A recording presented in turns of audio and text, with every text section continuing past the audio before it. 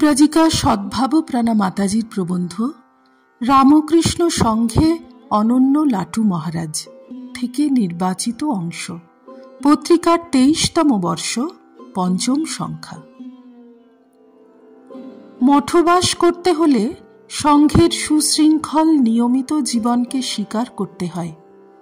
মঠে থেকে মঠের নিয়ম না মানাকে লাটু মহারাজ কখনো পছন্দ করতেন না। তাই নিজের চিরকালের অভ্যাস মতো ধ্যান জপ আর সাধন সর্বস্ব জীবনের আকর্ষণে তপস্বী লাটু গঙ্গার তীরে দীর্ঘকাল একাকী বাস করেছেন। তখন তিনি ছোলা সেদ্ধ, পুরি, আলুর তরকারি ইত্যাদি দিয়ে অনেকদিন ক্ষুণ্ণিবৃত্তি করতেন। বাগবাজারে পোলের তলায় যখন সাধন ভজন করতেন, তখন একজন মুদি মাঝে মাঝে তাকে গরম রুটি এবং তরকারি দিতেন। 7-8 মাস এইভাবে তিনি লাটু মহারাজকে আহার্য দিয়েছিলেন। দেহের আরাম, বিশ্রাম বা সুখ স্বাচ্ছন্দ্যের প্রতি লাটু মহারাজের কোনো লক্ষ্য থাকত না। একান্তভাবে ঈশ্বর নির্ভর হয়ে তিনি প্রকৃত সাধুর জীবন যাপন করে গেছেন। সমগ্র জীবনে তিনি যে অধ্যাত্ম সম্পদ অর্জন করেছিলেন, সংঘে তার মূল্য অপরিসীম। পাশ্চাত্য প্রত্যাগত স্বামী বিবেকানন্দ ঠাকুরের আদর্শ অনুসরণে শিবজ্ঞানে জীব সেবার প্রচলনে শ্রী গুরুর নামে মঠ ও মিশন প্রতিষ্ঠা করেন। আত্মানু মোক্ষার্থম জগদ্ধিতায় চ, এই আদর্শের ভিত্তিতে রামকৃষ্ণ মঠ ও মিশনের সূচনা। স্বামীজি অন্যান্য গুরুভাইদের এই আদর্শ প্রতিপালনে অনুপ্রাণিত করেছেন, জগতের সেবা যজ্ঞে তাঁদের আহুতি দিয়েছেন, কিন্তু লাটু মহারাজকে তিনি কখনো ওইভাবে অনুপ্রাণিত করেননি। কারণ স্বামীজি জানতেন লাটু মহারাজের জীবন স্বতন্ত্র।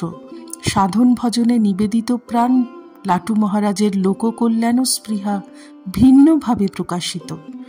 জগতের মঙ্গল চিন্তায় তিনি সর্বদা প্রার্থনা পরায়ণ। অধ্যাত্ম সাধনাই তার একমাত্র উপজীব্য। সুতরাং কর্মযোগের অনুষ্ঠান দ্বারা শিবজ্ঞানে জীবসেবা তাঁর সাধন মার্গ নয়। তাই দেখা যায় মঠ স্থাপনার পরবর্তীকালে স্বামীজি যে নিয়মাবলীর প্রবর্তন করেন, সেই নিয়ম অনুসরণ করা লাটু মহারাজের পক্ষে সহজসাধ্য ছিল না। তিনি স্বাধীনভাবে জীবন নির্বাহ করতে অভ্যস্ত ছিলেন। স্বামীজি লাটু মহারাজকে অত্যন্ত স্নেহ করতেন, উচ্চ অধ্যাত্ম সম্পদের অধিকারী বলে শ্রদ্ধা করতেন। অপরপক্ষে লাটু মহারাজও বিবেকানন্দ ভাইয়ের প্রতি আন্তরিক শ্রদ্ধাশীল ছিলেন। মঠ ও মিশনের আদর্শের তিনি ভূয়সী প্রশংসা করতেন। সকলের কল্যাণে স্থাপিত মঠ ও মিশনের কর্মধারা যে যুগোপযোগী, তা লাটু মহারাজ সর্বান্তকরণে বিশ্বাস করতেন। সংঘের প্রতি তাঁর শ্রদ্ধা ও আনুগত্য ছিল অসীম। তাঁর সান্নিধ্যে আগত যুবকদের তিনি স্বামীজির আদর্শ অনুসরণ করতে অনুপ্রাণিত করতেন। শ্রী রামকৃষ্ণার্পণমস্তু। নিবোধত আজকের পাঠ আপনার ফোনে রোজ পেতে চাইলে সাবস্ক্রাইব ও বেল আইকন দুটোই ক্লিক করুন। রামকৃষ্ণ ভাবধারা প্রচারের সঙ্গে থাকুন।